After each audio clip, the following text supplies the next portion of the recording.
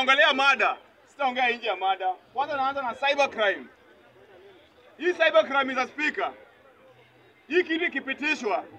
Kitu ya kwanza nadhani kama tutakuwa na freedom ya hii bunge kwanza. Ishapitishwa tayari. Hii freedom ya hii bunge itaenda.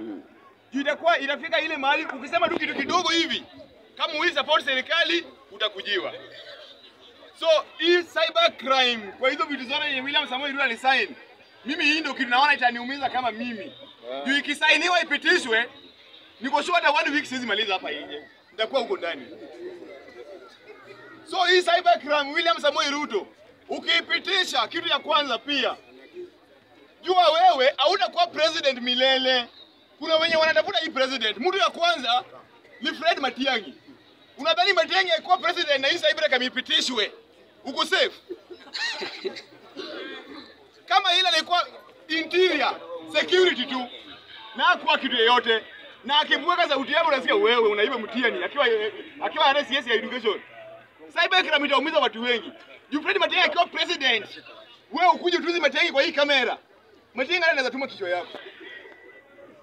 So hii cyber crime William Samoei Ruto ukipitisha, jua wewe pia itakuumiza. Hii kitu si RCS pekee yetu itatumiza, wewe pia hiki inaweza kuumiza. So naomba wa Kenya, tafadhali usifurahishe kama vitu kama hizi zinapitishwa. Juu wewe mwenyewe pia uko hapo. Hii kitu itakuumiza. Hii freedom uko na simu yako, unashika simu ukishika video una post, utashtukia unakujiwa hadi mali huko.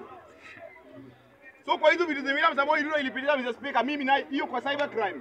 Mimi napinga hiyo kitu 100%. Hiyo kitu inatumiza. Nikiingilia kwa Raila Amolo Odinga. Raila Amolo Odinga ya kwanza tuliambia William Samoei Ruto alifanya kitu ya maana kutusaidia kwa matanga ya Raila Amolo Odinga. Na kwa Raila Amolo Odinga